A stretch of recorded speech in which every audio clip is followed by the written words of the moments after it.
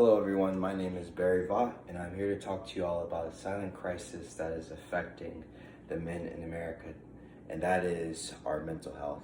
Now I can say as an African American male, mental health is just something that was never talked about. Um, that as a child, as a teenager, and as a young man, um, coming to somebody that I trust, somebody that I love, somebody that I know, I felt that I could never go to them confidently and tell them that I'm sad, that I'm angry, that I'm lonely, that I'm confused. And because I felt like I had to be tough. I felt like that as a man talking about my feelings, that it wasn't right.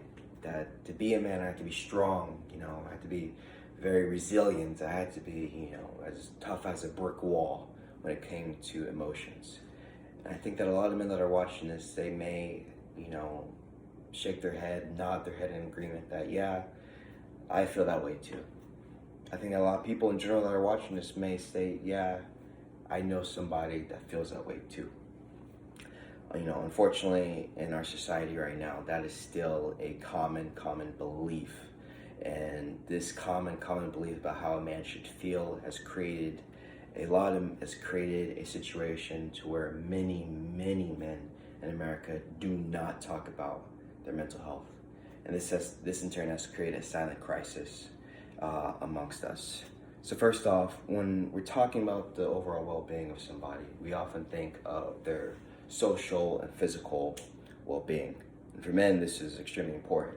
Physically fit, socially strong, as they say, right?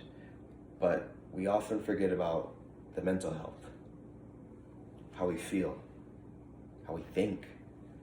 These are things we, forget about and, seeing if somebody's okay. According to the Center for Disease Control and Prevention, men with mental illness are less likely than women to receive mental health treatment, and they are more likely to die by suicide than women. This is something that is just a common trend. And why men are less likely to seek out treatment is something we're going to talk about later. But right now I want to discuss to you a disturbing statistic that shows that this is an extremely serious crisis. In 2017, according to the National Center for Health Statistics, 75% of suicides were men. That is 75% of the suicides that occurred in 2017 involve men. That is extremely disturbing to know that. And you may wonder why. Why is it so high? Why is it like this? Well, there's a variety of reasons on why it's like this. And to talk about them all would just be extending the video. But we're going to go ahead and pinpoint on why it may be like this. Well, so according to a National Center for Health Statistics in 2019, there's a poll that interviewed 21,000 men. And nearly 1 in 10 of those men said that they experienced depression, anxiety, but less than half actually sought treatment. So this is in 2019, so at least, out of 21,000 men, 1 in 10 said that they have experienced it, but they just don't feel comfortable with getting that treatment. And this in turn is leading to the stigma that we're going to talk about.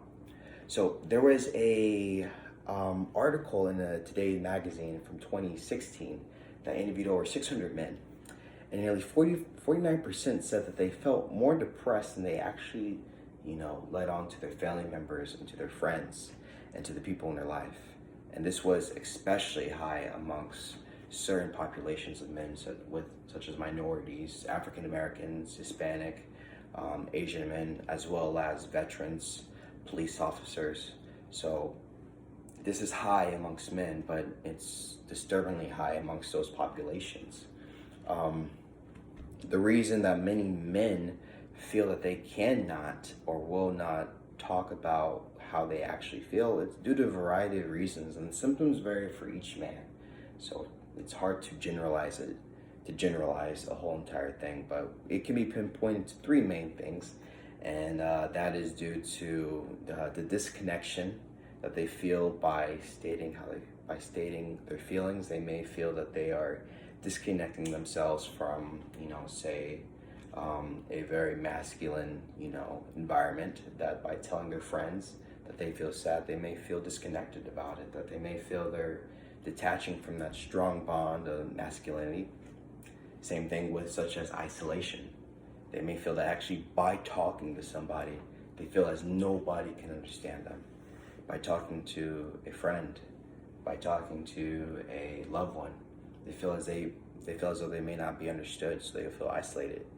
And last, the most important one is for social norms. Again, as I stated, as a man, to talk about your feelings is something that just is not very common. The social norms about masculinity is that you have to be strong, that you have to be tough. So if you are a tough man, why do you have problems with your feelings? This is something that is often asked, and this is something that prevents many men from, coming forth. So you may wonder, well, what can we do to get this right? What can we do? Well, there's a lot of things that we can do, and it starts as a society, then as an actual government, and then with ourselves. So the first thing we need to do as a society, we need to realize that men's health should be recognized as a social issue, because this is a social issue. Men do not feel comfortable with coming forth with how they feel. They feel as though they can't, due to social norms, due to feeling disconnected and isolated. So we need to allow that feeling to go away. We need to create a culture, a sense of togetherness, that it's okay to talk about this. Secondly, there should be more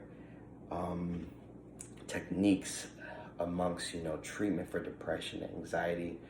There are many men in general, will probably want to do more physical and hands-on things to alleviate how they feel. So sitting down to talk to someone or for medication may not be the general or, overall way that should be treated for men. Now, it may work for some men, but there should be more variety in how depression and anxiety is treated. And then lastly, health departments at the various levels of government should just create more specific strategies to expose and improve men's mental health. And this can be through commercials, this can be through magazine ads, this can be through anything, just to highlight the issue. Now, you may say, that's great, that's perfect, but what can I do?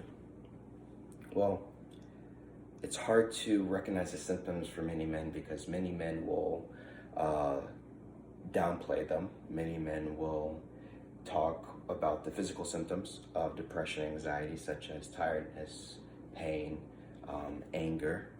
But really, the most important thing you can do is just to create an environment to where people can feel comfortable talking about it, to where you see someone that may be down, that may be different, to create this well-nurtured environment that it's okay to talk about it.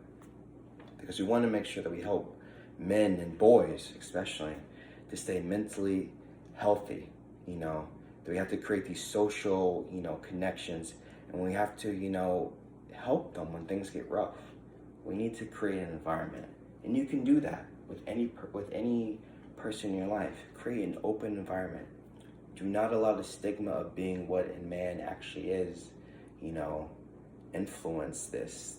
To be a man really should be to be who you are, to be what you can be. So we need to create this culture, because our ultimate goal is we need to work toward a world where men and boys are comfortable having conversations about how their mental life is going, about how they feel. We as a society, we as a country, we as people, we need to see men less as these strong, resilient, hard, emotionless beast, if you could say, and more as people, more as your father, more as your brother, more as your husband, your boyfriend, your friend, but most importantly, more as someone. Thank you all for listening, and I hope that with the speech you were able to kind of notice or, realize that there really is just a strong social norms and conditions that are preventing many men from talking about their mental health. But by creating a open and healthy environment, it can go a long way with helping them. Thank you.